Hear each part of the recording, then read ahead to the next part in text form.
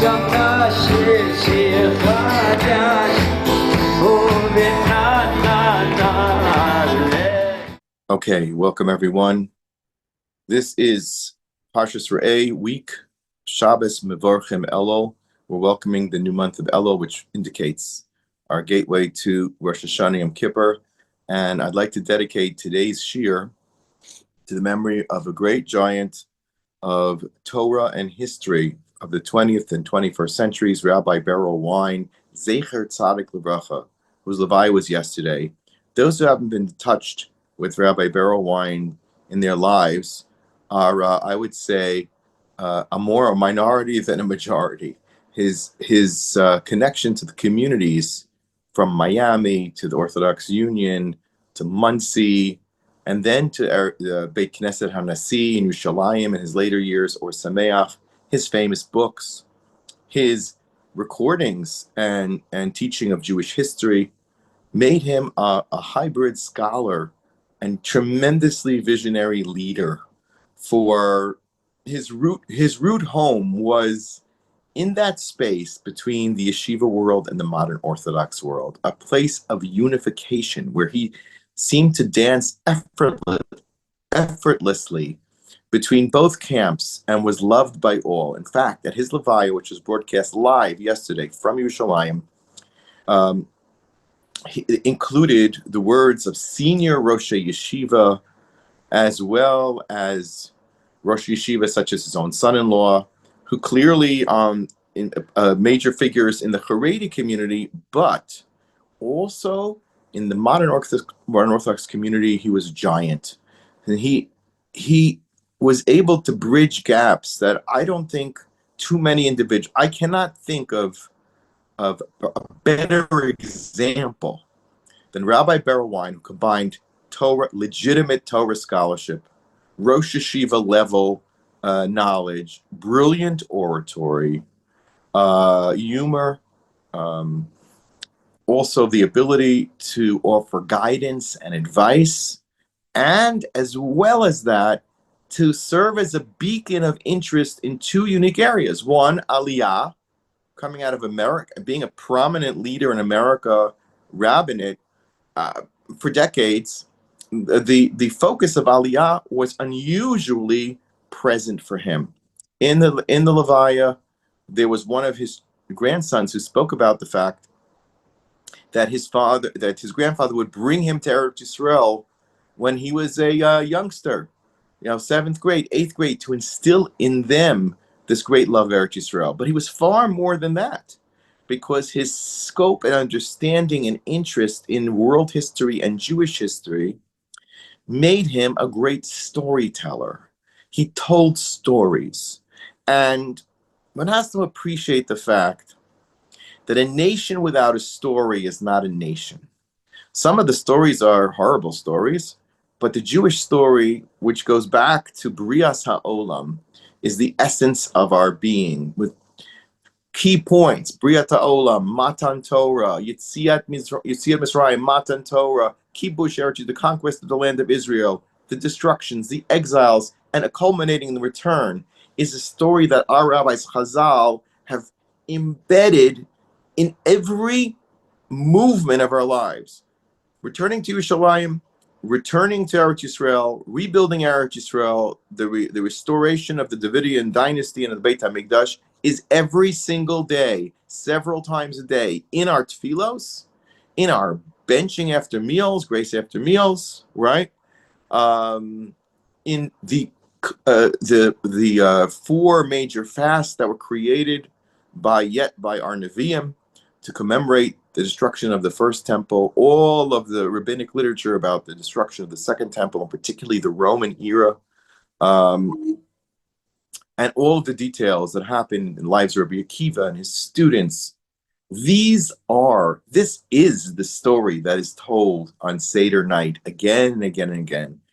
Berel Wein had a particular genius that he knew not to limit his communication to only that of halachos, which we live by day to day, lamdus, which is the core of Torah study, but also to be able to tell the story of the Jewish people and witness it to a vast audience, of who needed to be spoken to in many different languages. And he used his knowledge of world history as a background to understanding what was most precious to him, which was the story of the Jewish people. So in his honor, the key words that come up for me are Torah and history. Torah and history. This is what his genius was. He was able to combine the two. And in fact, actually, one of his grandchildren said what was a humor story, and I'm not surprised that there was humor even at such a somber event because of the greatness and breadth of his personality. But it's the grandson said that, you know, he was a regular yeshiva boy, a Haredi boy, and he was once at his grandfather's Shabbos table, and people broke into discussion about philosophy, which branched into secular philosophy of non-Jewish philosophers, how they interacted with the Jewish philosophers of the, let's say, the Renaissance era, the 17th century, later years. And the name came up, and this grandson said, I had no part in that discussion. I had no frame of reference for that discussion, except one name came up, and that was the philosopher Hobbes, a Gentile philosopher named Hobbes. When he heard that, he picked up his ears and says, I know Hobbes. There's a comic book named Calvin and Hobbes, which is about a tiger, imaginary friend, to a little boy it's a quite brilliant comic strip, but his only frame of reference to Hobbes was not the philosophical teachings of a great European mind, but rather a comic book in America, you know, that was highly popular. And so he said, I know Hobbes, that's Calvin's friend. And not Calvin, you know, the theologian. They're not talking about Calvinism here. I'm talking about Calvin. And his grandfather looked at him and he said, and as his grandson reported at the Levi, he said, whose grandson are you? Meaning, how could it be that my grandson would not appreciate this great body of knowledge that is the Yerusha of Am Yisrael, and that stories are the core of communicating Klal Yisrael's message to the youth and into the next generation. That is a point of genius that anybody who looks a little bit into Chazal understands. Yetziat Mitzrayim is a story. The Torah itself tells us Sipurim, tells us the life, this entire Sefer Bereshis, about Sefer Yesharim, the stories of the Avos. This is what animates us. I've seen many Jews who are very high-level entertainers in the secular world, and then asked about their Judaism. And inevitably, what they talk about was, well, we sang Chad Gadya, and we lit the Hanukkah candles. And those two stories, the story of the little goat, surrounded by so many vicious enemies, with God's justice being delivered, that story left them breathless as children, and they never forgot it, no matter how little Torah education or exposure that they had. And the brave story of the Maccabees resonated with their souls. In fact, the late great Professor Elie Wiesel, who I was privileged to know, a remarkable Jew and Chassid and Talmid Chacham, and the prince among his peoples, respected worldwide, a giant of a person, a prince among the Jewish people, without doubt. He wrote in the cover of his book, in one of his many books about Hasidism and so on, he says, God created man because he loves stories. And the great master, Rabbi Nachman of Breslov, an incredible genius, who understood himself to be the pinnacle of the revelation of the Torah of the Baal Shem Tov, his great-grandfather, that would take us all the way to Mashiach. And as we see, one of the stories I hope to share with you will be around Rabbi Nachman himself. He said in Yiddish, which I cannot repeat to you right now, he says, I've taught you the most esoteric, Kabbalistic lessons, this medicine for your souls.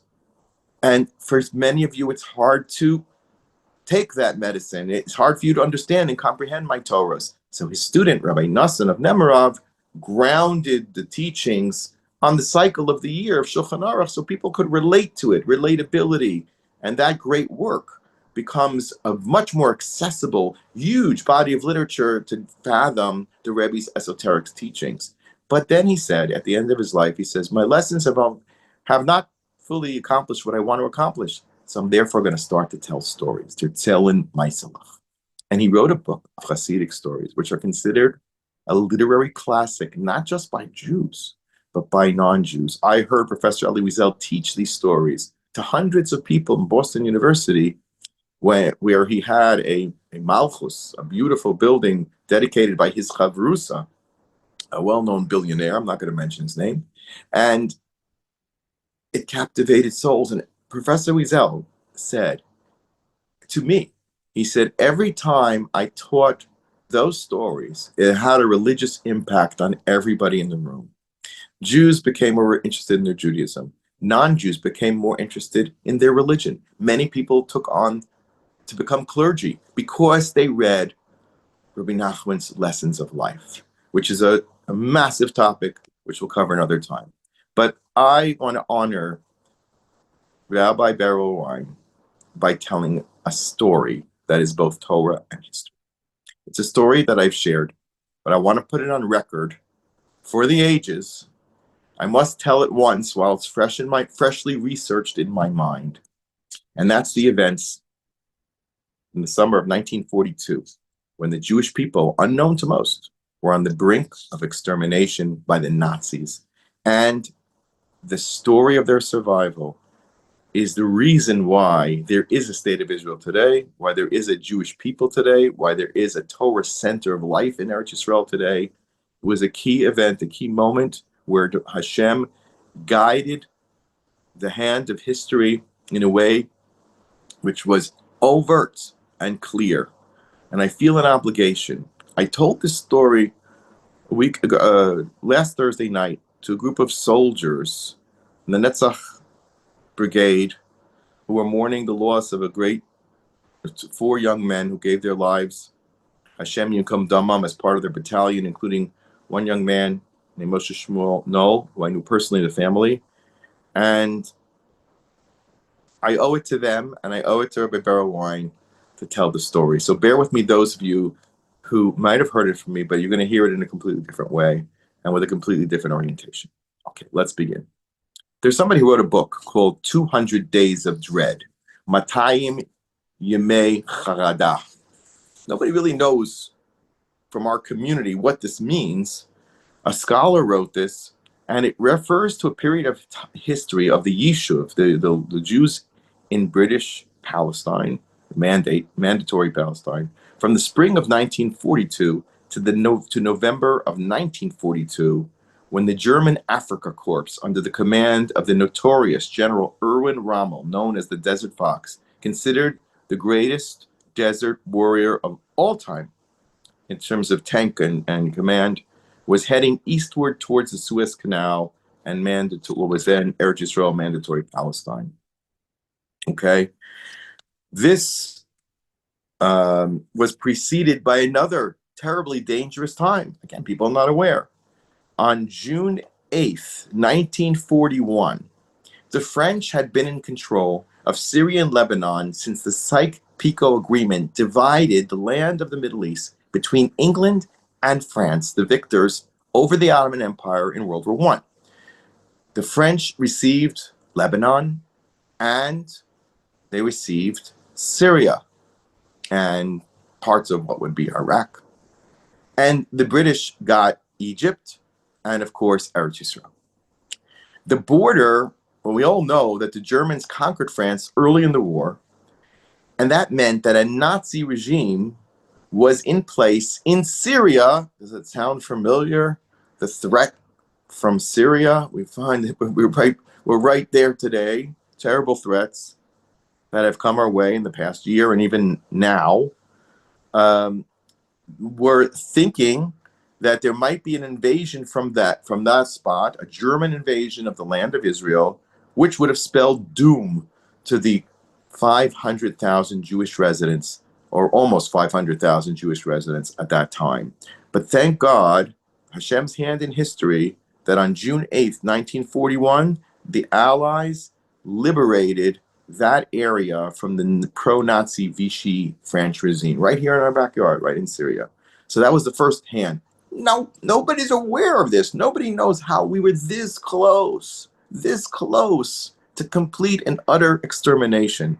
In the 2 years that were the most bloodshed of Jews in the history of mankind, 1942 and 1943. 1943, 3 million Jews, the majority of the Jews in the Holocaust, lost their lives in Nazi extermination camps. And part of that was supposed to be the 500,000 Jews of mandatory Palestine. People don't realize that Nazi bombers from the Mediterranean bombed Tel Aviv in this period of time. But besides the military threat, and let me explain to you what the military threat was.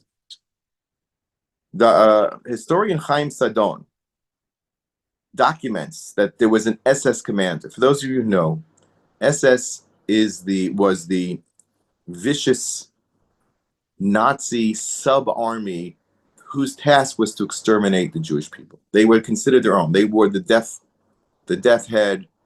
Among their members, of course, was the most notorious of the Nazis, Eichmann, and so on.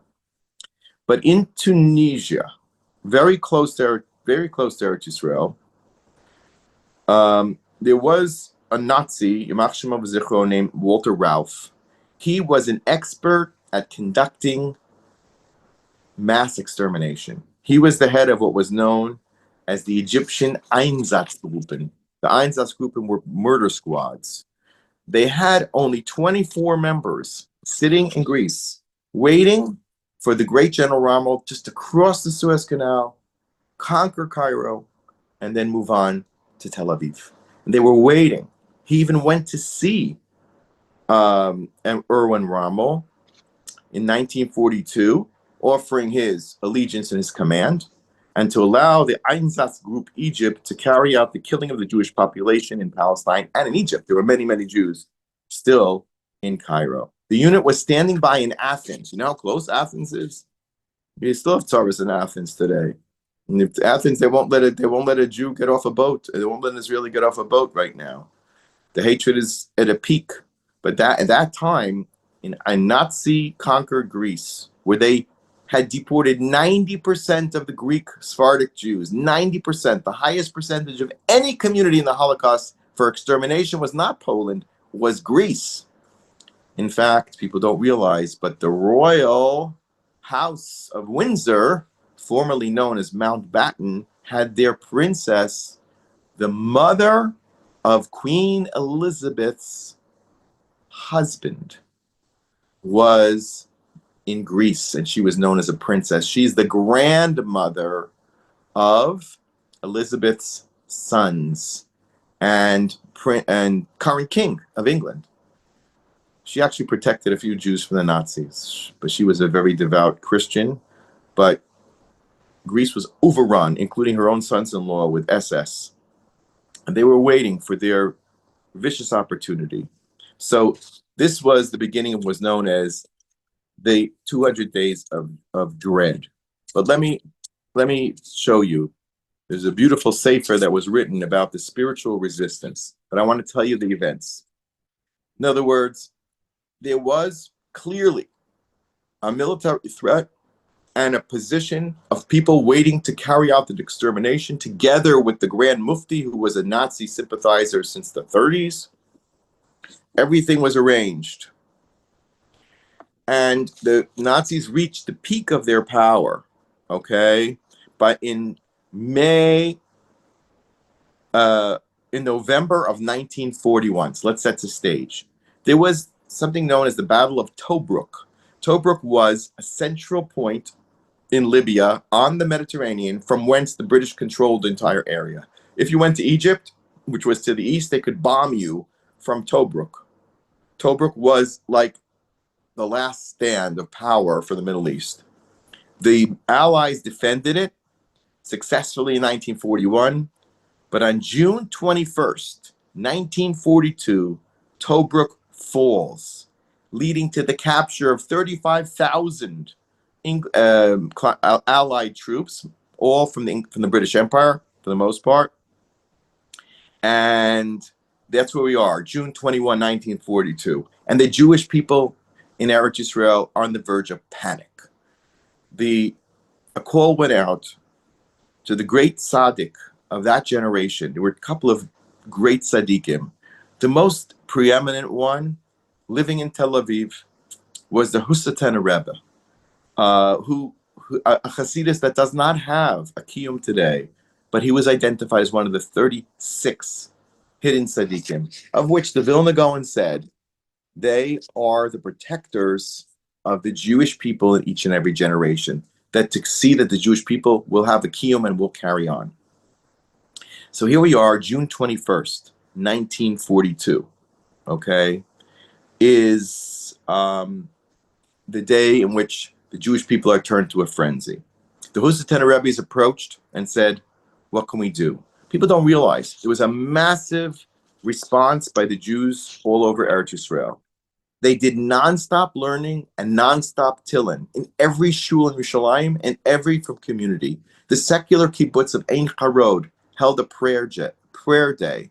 The newspaper Haaretz said, we're preparing for the 15th of Tammuz, which would come out to be exactly June 30th, 9 days later, the yahrzeit of the holy Or Chaim HaKadosh, the great Moroccan giant, Mikubal, who made it to Eretz Yisrael in around 1742, perished in 1743, buried in Har Zaysim, just outside the old city. If you're in Ir David, you just keep going around to your right, and you'll see the prominent kever of the Or Chaim HaKadosh. Many, many legends about that particular place.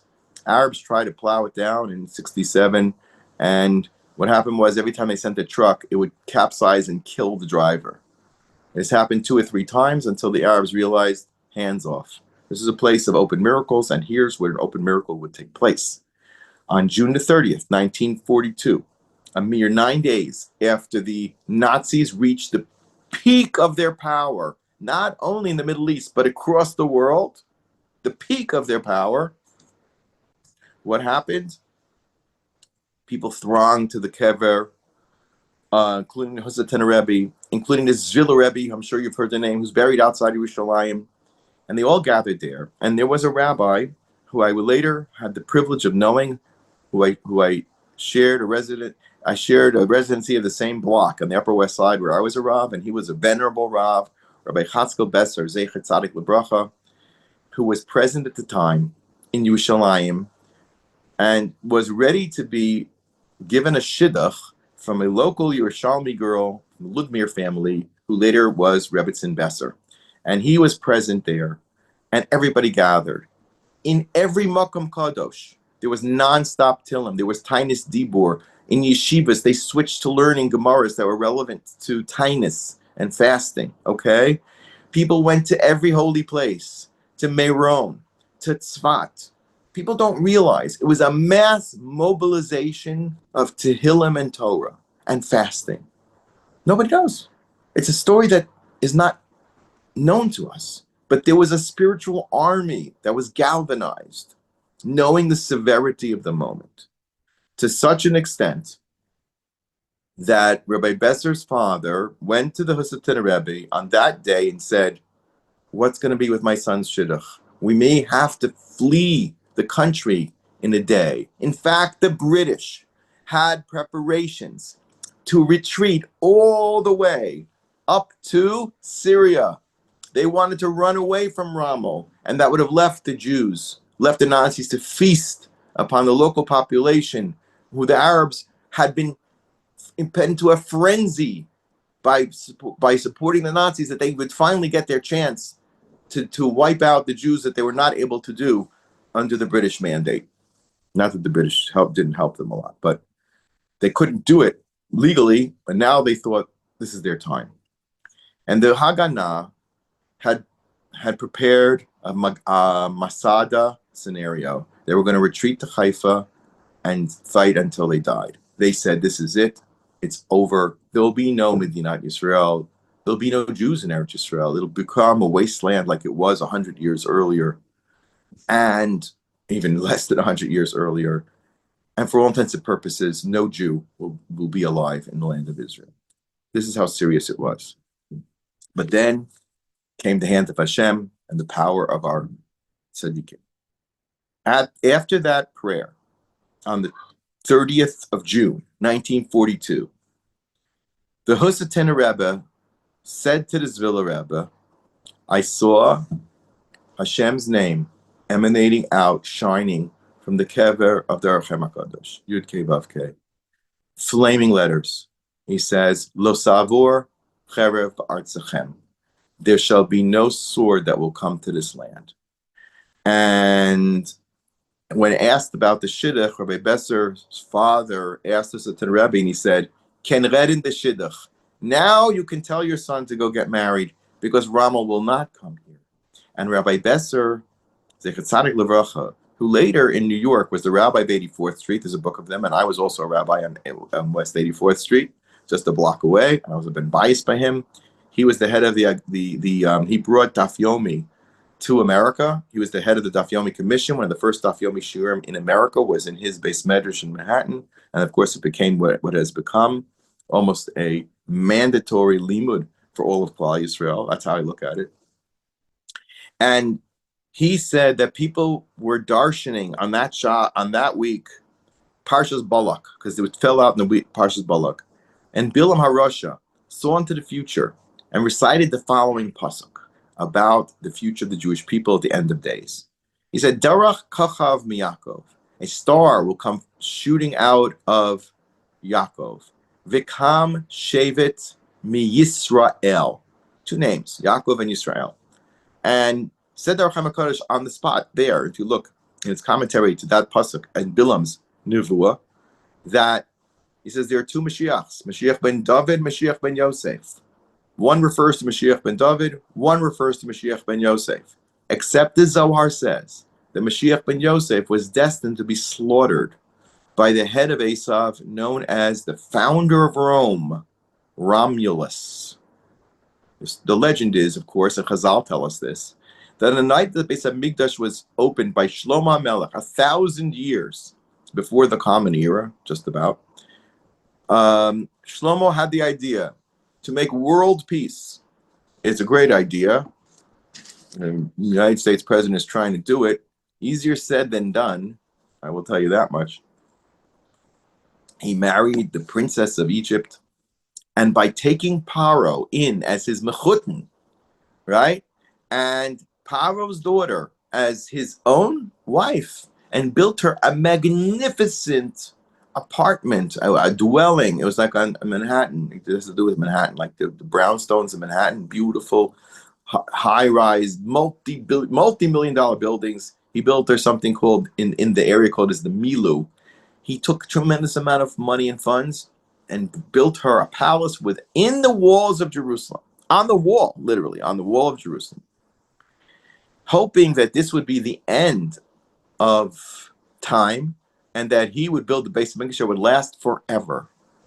There was only one mistake. It wasn't time, and the king of Egypt wasn't as sincere as he appeared. Neither was his daughter, and they were still rooted in Avodah Zarah, which emerged later in Shlomo's life.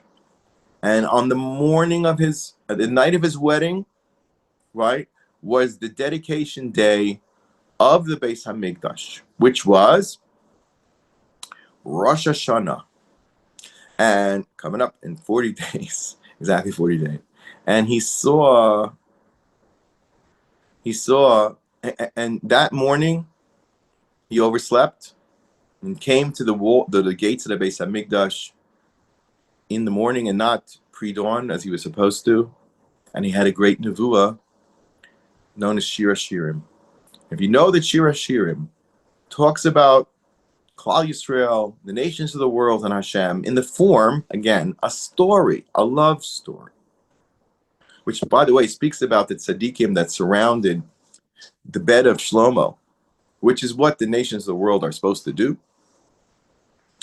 And in the end of the story, what happens? Are the bride and the groom together, or are they separate? She says, flee and go on the Har Besamim. It's a tragic story. Shir HaShirim is a tragedy. It's all about, remember, Kol Dodi Dofek, my loved one knocks, but I missed the call. I didn't hear the call. Someone like Rabbi Wein, he heard the call. He heard the knocking on the door. He promoted settling in Eretz Yisrael. He promoted the love of the Jewish people. He described, and I take a 1 minute aside here, the night that the state of Israel was founded, and he was a young fellow, a scion from a wonderful rabbinic family, and he would receive later smicha in Skokie and also in yeshiva Miraculous Torah, Rabbi Kreisworth. And he witnessed that night, that Friday, where the state of Israel was described, was announced, and how in America that Friday night people were hayinu kechomim, coming out of the cinders of the Holocaust, coming out of the ultimate degradation of the Jewish people, in the films of the skeletons, and the mounds and mounds of deformed bodies. Suddenly, the Jewish state arose, and there was hope.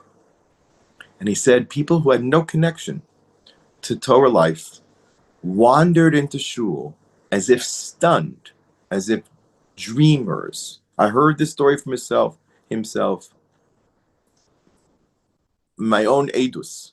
He described that Friday night, what was going on in Skokie, and what a wonder it was. The sudden emergence of the Gilui of the Jewish soul came shining forth because Hashem waved his hand and said, a moment of nichum, nachamu, nachamu, amin. There is a future. There will be a future. They didn't know that there would be a future. On 2 Tammuz, on the 15th of Tammuz, June 30th, 1942. But guess what happened? On the very next day, it's insane. On July 1st, the first battle took place at the doorstep of Eretz Yisrael, known as the Battle of Alamein. It was the first time that Rommel was stopped. It was a draw. There was no clear, decisive victor. It was a bitter desert war in the sands of Egypt, but the Allies, for the first time, held their ground. One day after Husatena Rebbe said, Lo savor cher ba'artzuchem, and on which Rabbi Besser, by the way, commented, as I was going to say, that Romulus was supposed to slay Mashiach ben Yosef. That was the pasuk in Balak. And everybody said, Romulus, Rommel, Romulus, Rommel. That's the same thing. There was a prediction in the parish of the Or Chaim himself, who had perished exactly 200 years earlier. Exactly 200 years earlier, 201 years earlier.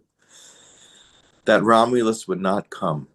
Because with our prayers and with the tshuva and with the interference in the divine judgment that our tzaddikim were able to accomplish, and the mass unity, religious and not religious, the Ahavas Yisrael, the fervent tshuva that took place in Eretz Yisrael, on that very day, the Gzeira was lifted on 500,000 Jewish lives and the entire future of the Jewish people, of where we sit today in Eretz Yisrael and Yerushalayim.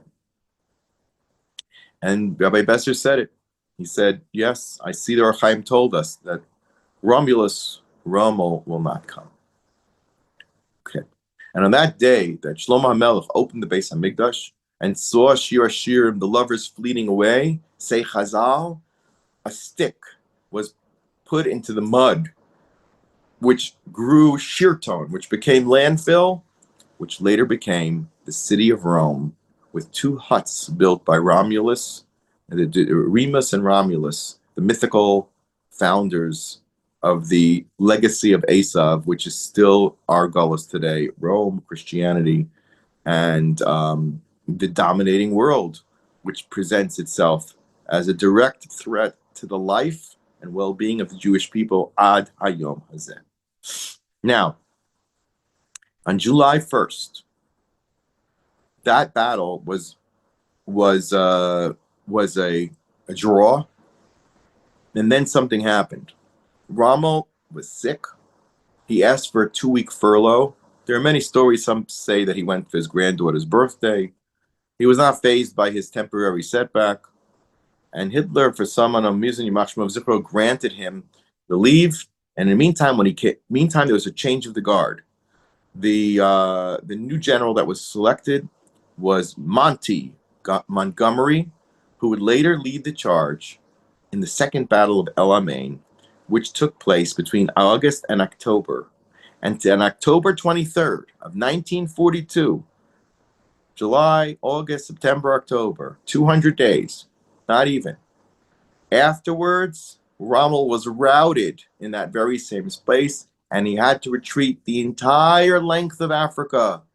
He was beaten back. He didn't have supplies. He didn't have oil. He had made mistakes. The brilliant general, who was worshipped by both allies and Nazis as the most brilliant general, somehow made mistake after mistake after mistake and was driven completely back the total distance of Africa. And it was not because of Rommel's stupidity, but it was the Yad Hashem, that the Gzeira was lifted because of the Tfilas of Tzaddikim and the Tshuva of the Jewish people. Now, I will tell you the next piece of that story. There were two battles of Alamein, as we said.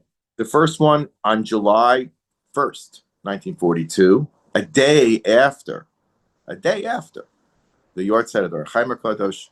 But then there was something else. In the next visit, which took place exactly at the time of the second Battle of Alamein, was as follows. During that, what it says, this is from Yerachmiel Tillis, tells a story about what intervened in that summer between the first Battle of Alamein, which was a draw, and the second Battle of Alamein, which was a British Allied victory. He said, the commander, General Montgomery, everybody was expecting a big battle that could change the face of the world. Egypt, the Arabs, under the protection of the German victories, had begun to abuse local Jews. They were anticipating. In Eretz Yisrael, the Arabs were rubbing their hands in excitement, gleefully imagining what they would do to the Jews, to their hated enemies. The atmosphere of tension continued to increase like the heat of the desert towards midday. One day, Arab rioters entered the Jewish cemetery in the city of Dinamor, where is buried the great tzaddik, Rabbi Yaakov Abba Chatzera, the grandfather of the entire Abba Chatzera clan of fame. Baba Sali's grandfather perished in 1880. And they desecrated his grave at that time, ironically. But at the same time, they had taken out the Torah scroll that was by the kever, and they were learning by the kever, and they trampled it. But at that very moment that they desecrated, they aroused the lion. They aroused the neshama of the great Abir Yaakov, the greatest teacher of Moroccan Jews, subsequent to the Or Chaim HaKadosh in the 1700s. He died 1880. But there was a Jew named Yitzhak Alfeya. Here he is. Yitzhak Alfeya. Lived in Yerushalayim. And he was a Makubal. He was also close to Moroccan Torah scholars. And he said, you are accustomed to pray at the grave sites of the righteous men. Appeared Rabbi Yaakov Chatzera to him in a dream and says, Kibbutz Tzaddikim all the time. You go to Kibbutz Tzaddikim all the time. Why don't you come to me? Who is me? I am Yaakov Abba Chatzera. And where is your resting place? In Dinamor in Egypt. And in the dream he said, now go quickly to my grave, knowing that the saving of the Jewish people depends on you doing so. So Rabbi Yitzchak awoke in a panic, overcame by the dream. He hurried to the synagogue Beit El and shared the dream with the other Mekubalim. Together they decided to go to the commander of the British district to get a permit to travel to Egypt. At first the guards would not allow him in, but Yitzchak insisted. Suddenly a high officer came and said, he saw the rabbi, he said, what's the emergency here? And he went to the commander and he allowed Rabbi Yitzchak to enter. And he said, you want me to allow a minion of Jews to go down to Egypt to prostrate yourselves on a grave? And you say that in that merit the Germans will retreat? No civilian can enter Egypt, only soldiers making way to the front. He says, if you want, this was again the intervention of Hashem, I'll allow you to go with my soldiers. And he did. And he made it to, these two officers were like two malachim. They appeared to accompany him on the train, and then they sat with him, protecting him the entire way. And when he reached the Jewish quarter, they disappeared. He was escorted by two malachim, literally, to Alexandria. He entered the great synagogue of Keter Torah. He was received by the Torah scholars. They couldn't believe that the famous scholar from Jerusalem has succeeded to come into Cairo in these chaotic times. When they heard about the dream, they hurriedly gathered food and arranged a large delegation consisting of tens of Jews to pray together at the burial site of Rabbi Yaakov Achatzera, that Bir Yaakov. For 3 consecutive days, Rabbi Yitzchak and his companions prayed and studied Torah in the burnt study hall next to the grave of Rabbi Yaakov. On the third night, one of the scholars went outside and, to his astonishment, discovered that the city of Damanur was completely lit up, even though there was a blackout. Soon it became known that was in celebration of the good news from the battlefield, the Second Battle of Alamein. The British Army was victorious in celebrating their victory. Two tzaddikim, 2 battles of Alamein. You draw your conclusions. I've drawn mine. The spiritual warfare the Jewish people conduct is not for naught. It is this central to our military victories. That's a lesson that Berel Wein would appreciate. That's a lesson that history teaches us time and time again. Take the Purim story. When the Jews are in danger of complete extermination, as they were in the summer of 1942, Lech Kanos Kol Yehudi.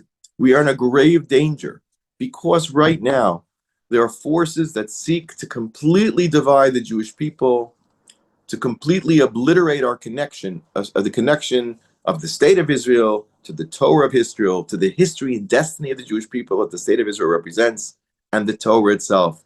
But as Berel Wein taught, history and Torah are intertwined.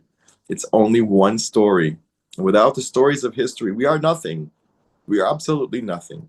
When I told the story to hundreds of soldiers, I led them in a cheer that they could destroy their enemies in the merit of these 4 great soldiers that fell, that they were the Yud Kei Vav Kei that came shining out of the Tzion. 4 letters of Hashem's name, 4 soldiers. I said, hold on to those names. And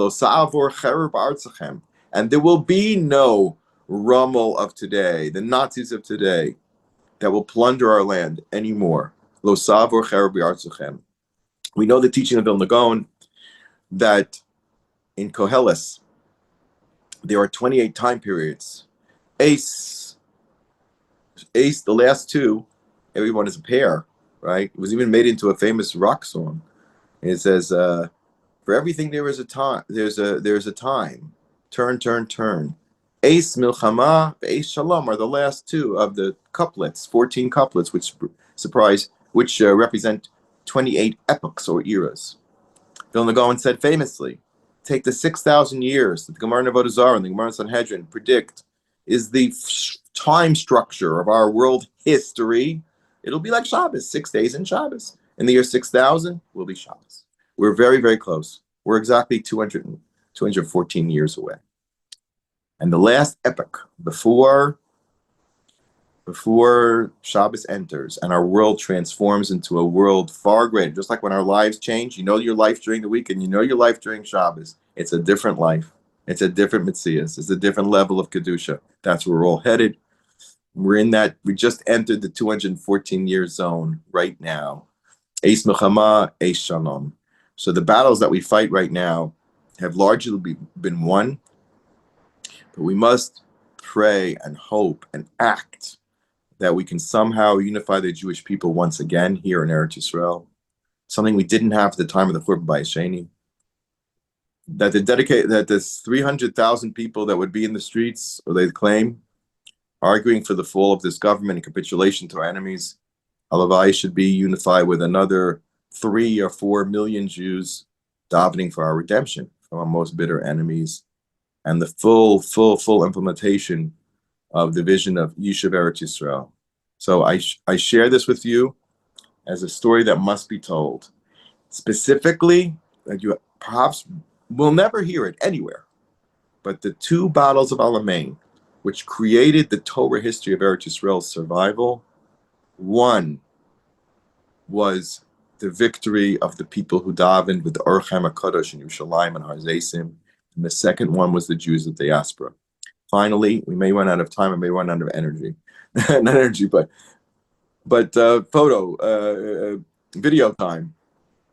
I heard from my dear friend Rabbi Farah, who's a rabbi here in Bet Shemesh, the Chabad rabbi, and he said in the name of the Rebbe, he said there's 2 Shmas. One was last week's Parsha Ekev, and one was Vayas Chanan. And he said, you know the difference? In the second Parsha, it's V'haya im shamoa tishmu, it's in the plural. In the first one, it's Shema Yisrael, Hashem Elokeinu, Hashem Echad, V'haftas Hashem Elokecha. Why is one in the singular and one in the plural? It's an obvious question. So I wanted to say, in the spirit of what the Rebbe was teaching, the first one's a much higher level because Klal Yisrael is one, and that only occurs during the time of the Beis Hamikdash. And the Rebbe suggested, the Babich Rebbe suggested that the second Shema, V'haya im shamoa tishmu, where there's reward and punishment, is when we're in Eretz Yisrael, but without a Beis Hamikdash, just like it now. Then we must collect. We must understand that there's reward and punishment, and our deeds will be rewarded if we take the right choices, as it says. Re'ei Anochi, this week's Parsha, I will put in front of you the bracha and the klala. Choose the bracha. So there's the first Shema, which is the vision of the future. A united Klal Yisrael, united under the banner of Hashem on Har Bayis Yerushalayim. And then there's the second Shema, V'haya im shamoa tishmu. If you'll be able to gather yourselves, if you'll be able to hear one another, if you're able to say, Re'ei Anochi, I see the Anochi, the Hashem Elokecha in our lives, we move from the second paragraph of Shema up to the first paragraph of Shema. Bez Hashem, we should see the legacy of great figures who kept the stories of the Jewish people alive, embedded with Torah, mitzvos, lamdus, halacha, hasmada, yerushamayim, and great affection for all tzaddikim, of all stripes and all kinds, and of all Jews. I was a messenger of Berel Wein, and I'm happy to share this story in his memory, and it should inspire us and understand where we are, where we're going, and the potential of Klal Yisrael we have in this summer of 8 Shalom. Be well. Have a great week.